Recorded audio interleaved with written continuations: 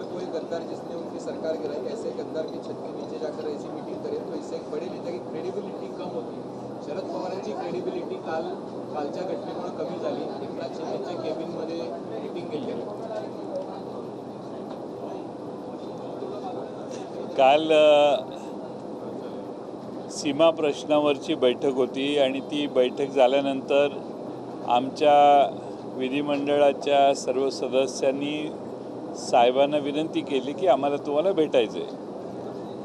मग त्यानंतर लिफ्टमधून दुसऱ्या मजल्यावरून तळमजल्यावर आल्यावर गाडीकडे जाताना सगळ्यात जवळची केबिन कुठली, ऑन द वे पायऱ्यांच्या जवळ असणारी उपमुख्यमंत्र्यांचं एक दालन आहे, ती जवळची केबिन होती.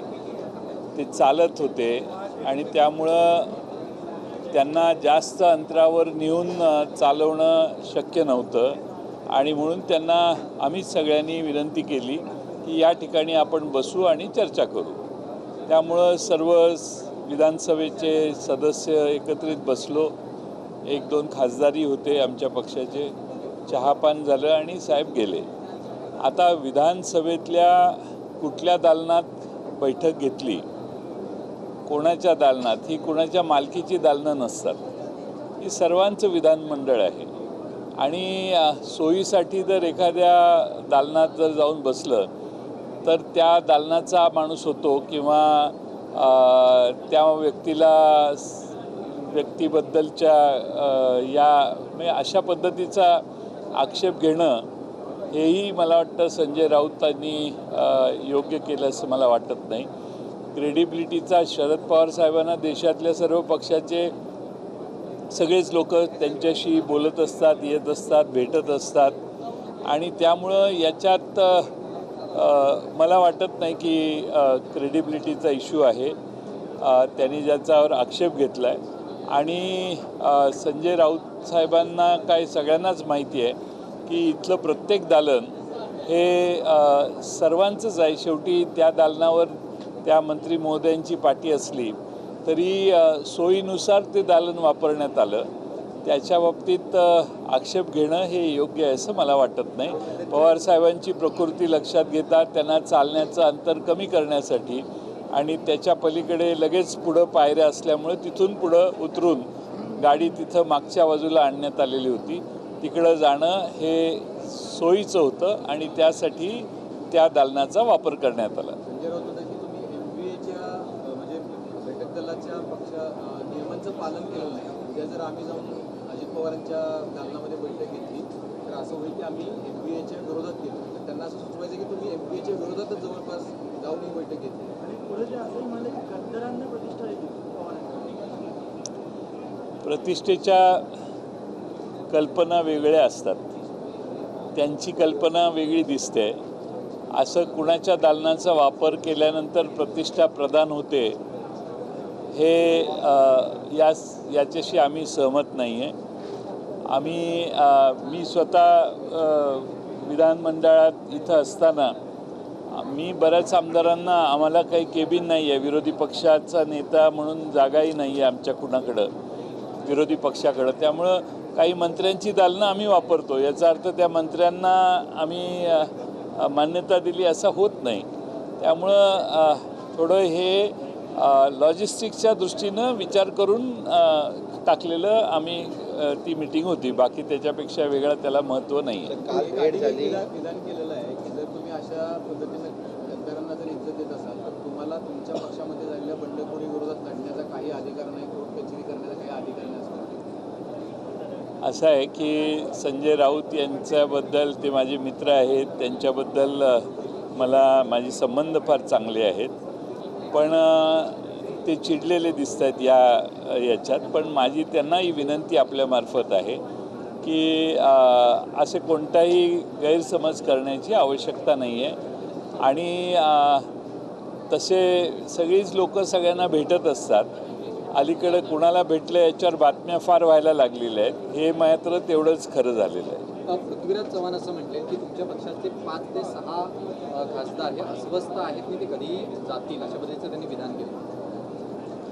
कुणी कुठं जाणार नाही. आमचे 8च्या 8 खासदार एक जिन्सी आहेत, 10ही आमदार एकसंघ आहेत, कुणी कुठं जाणार नाही. आणि मला हे कळत नाही की वारंवार असे प्रेडिक्शन्स करणे योग्य दुसऱ्या पक्षाबद्दल नाही.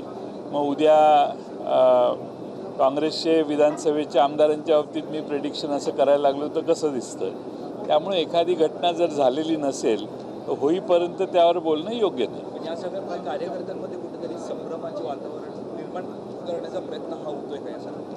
कार्यकर्त्यांना संभ्रमात टाकण्याचं कार्यकर्त्यांनी पडण्याचं कोणतं कारण नाही. सगळे शरद पवार साहेबांच्या निष्ठा ठेवून या पक्षात काम करत आहेत. आणि पवारसाहेब आल्यावर कालच आपण बघितलं सगळेच सदस्य एकत्रितपणाने साहेबांना भेटले. त्यामुळे पवार साहेबांच्यामुळं आम्ही सगळे निवडून आलेलो आहोत आणि पवार साहेबांचा पाठिंबा आम्हाला आहे.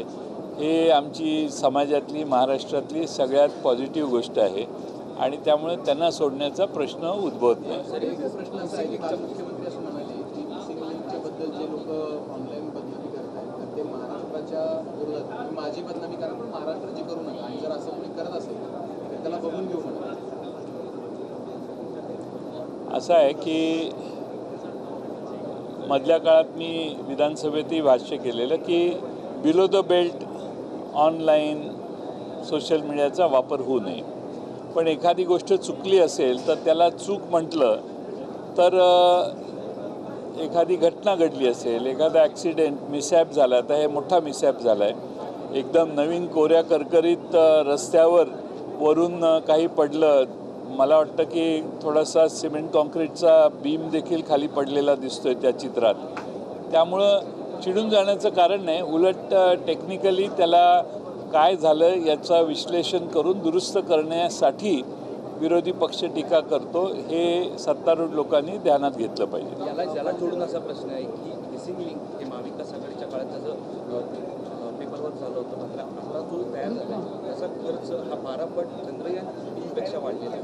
त्यामुळे कुठेतरी खर्च हा 770 कोटींचा चंद्रयानचा तर हा 7,000चा पुढे हा खर्च या मिसिंग लिंकला लागतो. मिसिंग लिंकचं हा जो कनेक्शन आहे हे करण्यासाठी आमच्या सरकारपासून त्याच्यावर अनेक सर्वे झाले, विश्लेषणं झाली तिथल्या स्टाटाची.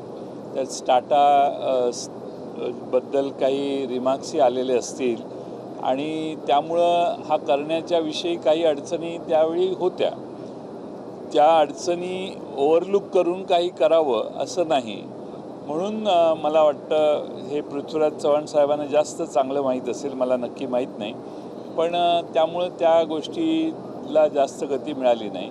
पण 3,500 कोटीचा 18 सालचा प्रकल्प हा आत्ता जवळपास 7,500 कोटीवर गेला. म्हणजे जवळपास 45% वाढ झाली. अशा वाढी होणं हे चिंताजनक आहे. मग एस्टिमेट करणारे चुकीचे होते का? किमती वाढल्या असतील तर मी समजू शकतो 10-12%, 15%, 20%. पण 45% वाढ झाली तर ती वाढ कशामुळे झाली याचाही एक संशोधन करणं आवश्यक आहे. तुम्ही त्या दिवशी जिल्ह्यावरती होता त्यावेळी काय संवाद आलेला होता? त्यावेळी मुंबईच्या प्रश्नावरती अमित साठवणे हसले होते का? त्यावेळी मॅनहोल आणि जो झाड पडल्याची जी घटना घडली हा जुना विषय झाला. नवीन काही प्रश्न असतील तर आज राज ठाकरेंनी पण टीका केली त्यांच्यावर.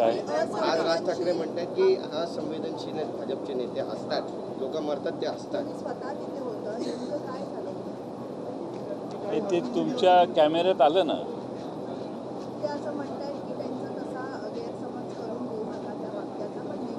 त्यांनी त्याचा खुलासाही केला आहे विधानसभेत. मुंबईमध्ये जी झाडं पडतात सर मुंबईमध्ये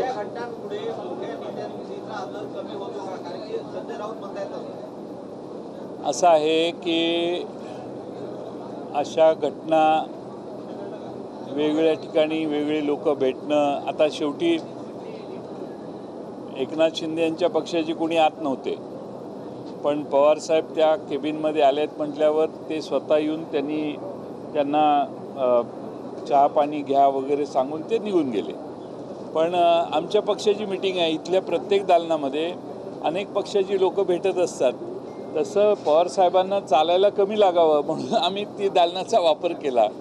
त्यामुळे संजय राऊत हे समजून घ्यावं त्यांनी, अशी माझी आपल्यामार्फत विनंती आहे. हा योगायोग घडला मात्र पोटदुखी सुरू झाली. हां हा योगायोग घडला मात्र पोटदुखी सुरू झाली म्हटलं. टीएमसीने ना खरं म्हणजे त्यांनी समजून घ्यावं अशी आमची विनंती आहे. कारण शेवटी असं आहे की पवारसाहेबांच्या हेल्थच्या इश्यूने त्यांना पूर्ण सर्कल करून या बाजूला आणणं हे शक्य नव्हतं. त्यामुळे तिथली फर्स्ट केबिन जी आहे ती त्यांची आहे म्हणून त्याचा वापर केला. नाहीतर दुसरी इकडच्या बाजूला जर पवारसाहेबांना आणायचं होतं तर इकडची फर्स्ट केबिन मुख्यमंत्र्यांची होती. पण गाडी मागच्या बाजूला आणलेली आपण काल होता त्यावेळी पाहायला. मुख्यमंत्र्यांच्या केबिनमध्ये आला असतात तर वेगळी भाषा असते नाही संजय राऊतांची. आता ते तुम्ही त्यांना विचारलं पाहिजे. मी महाविकास आघाडीत सहकारी आहेत पण मला कसं त्याच्याबद्दल भाष्य करता येईल. पाटील साहेब, ज्या पद्धतीने ते म्हणाले सहकारी आहे, संजय राउतने एक आपत्ति जताई है कि गद्दार के छत के नीचे जाना एक तरीके से शरद पवार की क्रेडिबिलिटी को हानि पहुंचाता है, कम करता है. मुझे लगता है कि ये शरद पवार साहब, एकनाथ शिंदे जी के जो केबिन है वहाँ कोई मौजूद नहीं था और हमारे विधायक जो सारे पवार साहब को के पार्टी के हैं वो उनको मिलना चाहते थे और उनके चेंबर के बाजू में ही एग्ज़िट था. वहाँ से पवार साहब की गाड़ी उधर आई थी, वहाँ से वो निकल गए. आपको ऐसा लगता है? तो इसलिए ऑन द वे वो केबिन का इस्तेमाल किया. मुझे लगता नहीं कि ये बहुत बड़ी बात है और इसके ऊपर कुछ टीका टिप्पणी होने की आवश्यकता है. ऑन द वे ये विधानसभा में, विधानमंडल में हर रूम में अलग अलग पार्टी के लोग बैठते आते जाते हैं क्योंकि रूम्स लिमिटेड है. तो इसलिए ऑन द वे जो नज़दीक का फर्स्ट रूम था उसका इस्तेमाल हुआ. इससे ज़्यादा इसको कुछ महत्व नहीं है. आपको ऐसा लगता है कि बड़े नेताओं के खिलाफ इस प्रकार की टिप्पणी जो है खासतौर एमबीए का जो नियम है उसके खिलाफ संजय राउत बोल रहे हैं कि आपने एक्ट किया है, वो सूचित करना चाह रहे हैं कि किस तरीके से एमबीए के खिलाफ जा रहे हैं. क्या एमबीए में दरार भी कह सकते हैं इसको कि विश्वास नहीं है इसलिए बड़े नेताओं के खिलाफ इस प्रकार से टिप्पणी भी की जा रही है? नहीं, ऐसा है कि एमबीए में हम सब है. एमबीए में ऐसा कोई रूल नहीं है कि किसी तीसरे पार्टी से बात नहीं करे. एमबीए में ऐसा रूल नहीं है कि दूसरे पार्टी के गवर्नमेंट कार्यालय में जाए. अभी मंत्रालय में अगर किसी को मंत्रियों को मिलने को हम जाते हैं तो इसका मतलब नहीं ये होता कि हम वहाँ जा रहे हैं, उनके पास जा रहे हैं. और इसीलिए इसमें थोड़ा सा समझना बहुत ज़रूरी है. मेरी आपकी तरफ से उनको विनती है कि पवार साहब के चलने का डिस्टेंस कम करने के लिए वो फर्स्ट केबिन थी, इसलिए वहाँ वो चले गए और हम सब लेके गए. सीएम ने कल कहा है कि जिस तरीके से मिसिंग लिंक के बारे में कुछ लोग सोल्जर्स बात कर रहे हैं ऑनलाइन सीरीज, एक तरीके से वो महाराष्ट्र की बदनामी कर रहे हैं. नहीं, मैंने भी इसके पहले कहा था कि social media pay below the belt comments होना ठीक नहीं है. अब मिसिंग लिंक पे अगर कोई टीका टिप्पणी करे और टेक्निकल यानी इतने 2018-19 से ये काम चल रहा है जिसकी पहले कीमत 3,500 थी, अभी उसकी कीमत मेरे ख्याल से 7,000 करोड़ के ऊपर गई. इतना बड़ा खर्चा करने के बावजूद भी ऊपर से कुछ गिर रहा है तो उसको एड्रेस क्यों किया गया नहीं, ये सबसे बड़ा महत्व का प्रश्न है. और इसलिए लोग आज टीका टिप्पणी करते हैं, लोग क्रिटिसाइज़ करते हैं. मुझे लगता है कि इसको रिप्लाई देने के लिए टेक्निकली क्या हुआ और ये न होने के लिए आगे जाके क्या हम कर रहे हैं ये बताने की ज़्यादा आवश्यकता है. महाराष्ट्र का ऐसा मुझे नहीं लगता क्योंकि ये तो सब लोगों का अभी इतने मिसहैप्स हुए कि लोगों की भावना बहुत गंभीर है और बहुत लोग भी असंतुष्ट है. प्रताप सरनाईक यांनी नुकतीच एक प्रतिक्रिया दिली. त्यांनी असं म्हटलं की आपण एकनाथ शिंदेंना भेटायला गेलेला होतात आणि आपण एकनाथ शिंदेंना भेटायला गेलेला होता प्रताप सरनाईक म्हटले. आणि त्याच वेळी तुम्हाला त्यांनी शिवसेनेत येण्यासंदर्भातली ऑफर दिली, मंत्रिपदाची एक ऑफर दिलेली आहे असं त्यांनी स्वतः खुलासा माध्यमांसमोर केलेला आहे. तर खरं आहे का? कधी केली? आत्ता 2 मिनिटापूर्वी प्रताप सरनाईक आपल्यासोबत तटकरे साहेब केले होते असं काय देखील ते चाललंय म्हणाले. मलाही कळत नाही. तटकरे साहेब त्यांना भेटायला गेले. माझं एक काम पुणे महानगरपालिकेच्या संदर्भातलं होतं. नगरविकास मंत्री ते आहेत म्हणून मी त्यांना भेटून त्यांना निवेदनं दिली आणि त्यानंतर मी बाहेर आलो. याच्यात कोणतीही चर्चा झाली नाही आणि अशी कोणतीही गोष्ट झाली नाही. मला हे कळत नाही आता अजून कुठला पक्ष राहिलाय का आम्हाला बोलवायचा. नाही, ते म्हणाले की आम्ही जयंत पाटलांना बोलवलं आणि ते म्हटले जयंत पाटलांना आम्ही बोलवलं पण आहे आणि आमच्याकडे जागा आहे असं अधोरेखित करून सांगितलं देखील आहे. एवढी तपशिलात त्यांनी माझ्याशी चर्चा नाही केलेली. सध्या अधिवेशनामध्ये कायद्यामध्ये सुधारणा करून विधायक जो आहे सादर केलेला आहे पण अद्यापही हे लाचबाग सुरू आहे. नवी मुंबई असेल उपनगरामध्ये अजूनही सुरू आहे. हे जे आपलं अटल सेतूच्या पुढं गेलं की हायवेच्या अलीकडचं जे कोण नावाचं गाव आहे तिथं फार मोठ्या प्रमाणात डान्स बार चालू असतात असं माझी माहिती आहे.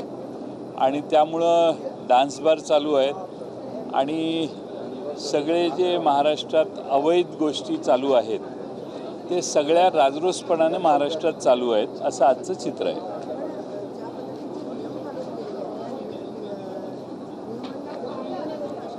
नियम घालून दिलेले आहेत, अंतर किती असावं, कंपाऊंड असावं, असं बऱ्याच गोष्टी त्यात आहेत. पण हे नियम सगळे कागदावरच असतात.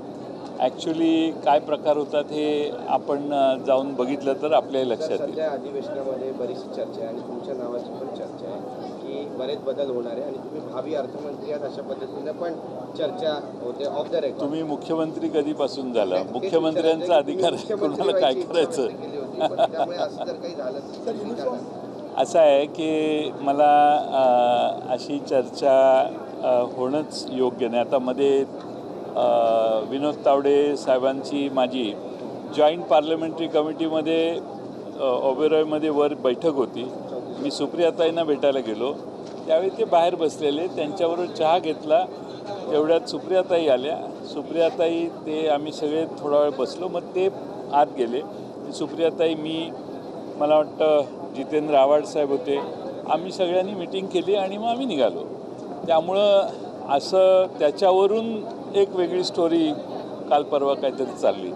त्यामुळं वेगवेगळी लोक वेगळ्या लोकांना भेटत असतात, त्याच्यावर स्टोरी करणं यापेक्षा पूरहानी, लोकांचे मृत्यू, महाराष्ट्रावर आलेलं संकट यावर बातम्या अधिक याव्यात अशी आमची अपेक्षा आहे. त्याला जोडून एक प्रश्न आहे. माटुंग्यामध्ये आता महानगरपालिकेने झाडावरती कागदाचे स्टिकर लावायला सुरुवात केली की this tree is dangerous, it may fall, अशा पद्धतीचे स्टिकर आहे. याला कसं पाहता? महानगर झाडं पडतात मुंबईत. आता इट मे फॉल म्हटल्यावर इमर्जन्सीत त्याचं कट करणं, त्याच्या फांद्या तोडणं, त्याच्यावर जे काय करायचं ते करणं हे करायला पाहिजे का झाड पडण्याची वाट बघायला पाहिजे? म्हणजे तुम्ही अशी जे मोस्ट डेंजरस असतील ते तर पाडून किंवा ती बाजू त्यांचे ट्रिमिंग करून ते सुरक्षित केले पाहिजेत किंवा त्यांना बांधलं पाहिजे एका बाजूला, सो दॅट ते माणसांच्या अंगावर किंवा रस्त्यावर पडणार नाही. नागरिकांमध्ये पण संताप आहे की महानगरपालिका आम्हाला घाबरवते की आम्हाला सांगते नेमकं काय करायचं. म्हणून मी म्हटलं की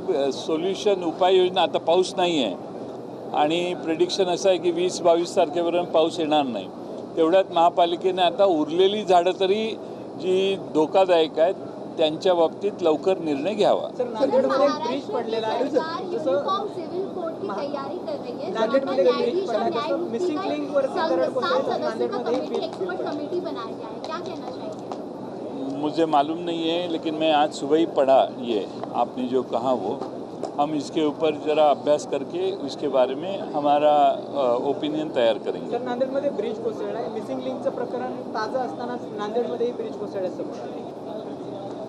तो किती जुना होता? नवीन बांधलेला आता त्याच्यावर सध्याच्या बांधकाम ज्यांनी केलं त्यांची चौकशी झाली पाहिजे, क्वालिटीची चौकशी झाली पाहिजे. आमचा हाच आक्षेप आहे. मगाशी मी सांगितलं की दर्जा अत्यंत सुमार दर्जाच्या कॉन्ट्रॅक्टरकडून कामं करून घेतल्यामुळं आणि त्यात परत प्रचंड अपहार झाल्यामुळं फार मोठ्या प्रमाणात अतिशय कमी दर्जाची रस्ते आणि पुलं व्हायला लागले. त्यामुळं असा जरा मोठा झोका आला वाऱ्याचा, पावसाचा, तरी पुलं रस्ते हे क्षतिग्रस्त व्हायला लागले. राम मंदिराचा प्रश्न आहे. गोविंदगिरी महाराज ते म्हणतात की त्या ठिकाणी मी आता माझा CA या संपूर्ण ठिकाणच्या व्यवहार आहे तो बघायचा, त्यांची टीम यायची, 5-6 दिवस थांबायची आणि मग ऑडिट करून पूर्ण घेऊन जायची. यामध्ये माझा काही सहभाग नाही. हे सगळं CA आहे त्यांच्या माध्यमातून झाला.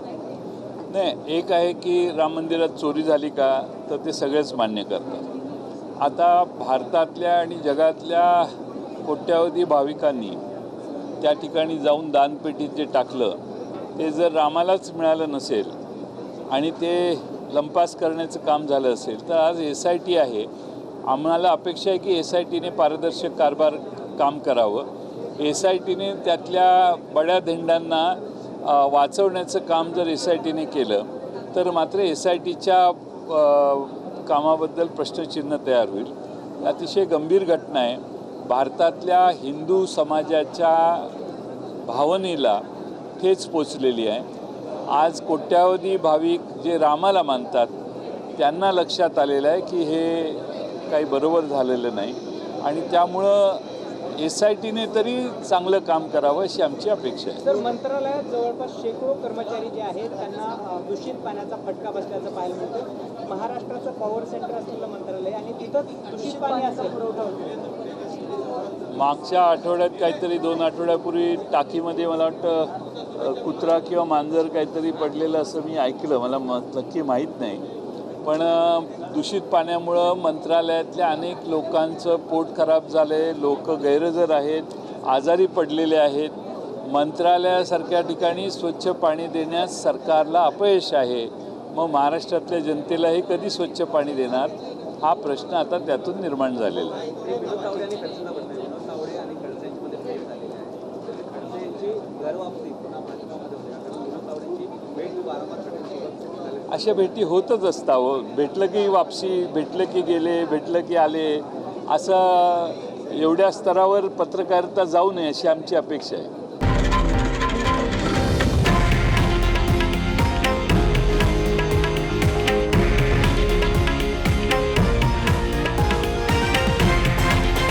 हे आहे देशातील नंबर 1 न्यूज नेटवर्क आणि आपण पाहत आहात TV9 मराठी, एकमेव.